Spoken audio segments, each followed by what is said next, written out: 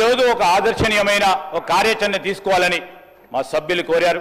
ఇప్పుడే deputy CM గారు, అదేవిధంగా గౌరవ మంత్రులు, అదేవిధంగా గౌరవ సభ్యులు మరి ప్రతిపాదన చేయడం జరిగింది. అధ్యక్ష, I would like to take your permission to move. I beg to move under rule, sub-rule 1 and 2 of Rule 340 of the Assembly Rules that Sri Guntakandla Jagdish Reddy, member named by the Speaker, may be suspended from the services of the House for remainder of the session. Motion moved. The question is that under sub-rule 1 and Rule 2 of Rule 340 of the Assembly Rules, that Sri Guntakandla Jagdishwar Reddy, member named by the Speaker, be suspended from the services of the House for remainder of the session. Those who are for the motion, please say ayes. Those who are against, please say no. Ayes have it. Ayes have it. The motion is carried, and the member named by the Speaker is suspended from the services of the House for remainder of the session.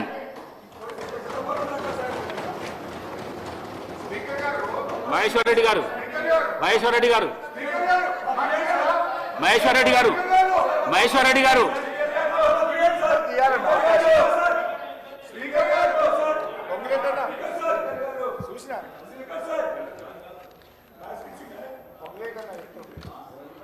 ధన్యవాదాలు అధ్యక్ష.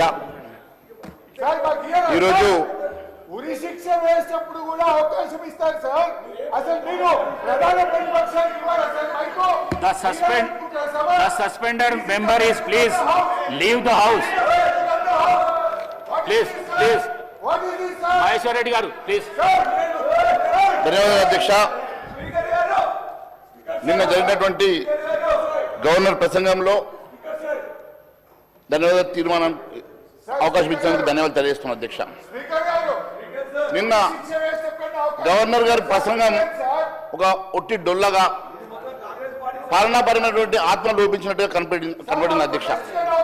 Governor ప్రసంగం అన్ని అబద్ధాలు, విజయం లేని, దిశానిర్దేశం లేని ఒక ప్రసంగంగా ప్రజలకు హోప్ క్రియేట్ చేయాల్సినటువంటి ఆ ప్రసంగంలో ఎక్కడ కూడా హోప్ క్రియేషన్ లేకుండా కొటేషన్లు తప్ప కార్యాచరణ లేని ప్రసంగంగా మాత్రమే ఉండే.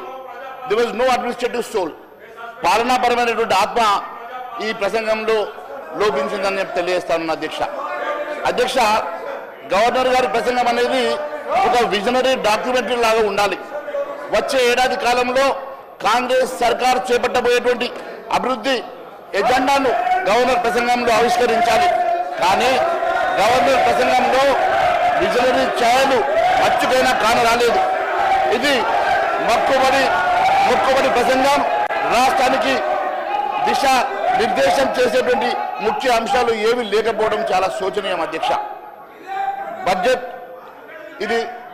బడ్జెట్ పాస్ చేసుకోవడానికి మాత్రమే ఈ సెషన్స్ తప్ప ప్రజా సమస్యలు చర్చించడానికి కాదు అన్నట్టుగా నిన్న ప్రసంగం కొనసాగింది అధ్యక్ష. గవర్నర్ ప్రసంగంలో మొదటి పారాగ్రాఫ్లో మరి ప్రభుత్వానికి నిబద్ధత ఉందని చెప్పుకున్నారు. మరి ప్రభుత్వానికి నిబద్ధత ఉంటే మరి 6 గ్యారెంటీల సంగతి, దానికి చట్టబద్ధత ఇచ్చే అంశం లోపల నిబద్ధత ఎందుకు లేదని చెప్పి మేము ప్రశ్నిస్తున్నాం అధ్యక్ష. మరి ప్రజలు కళ్ళు కన్న అభివృద్ధికి అద్దం పట్టేలా ఈ బడ్జెట్ సమావేశాలు ఉంటాయని చెప్పించారు అధ్యక్ష ఆ ప్రసంగంలో. మరి బడ్జెట్పై చర్చ 5 రోజులు మాత్రమే నిర్వహిస్తూ ఉన్నారు. ప్రజా సమస్యలపై చర్చించేందుకు ఎటు అసెంబ్లీని సమావేశపరచరు.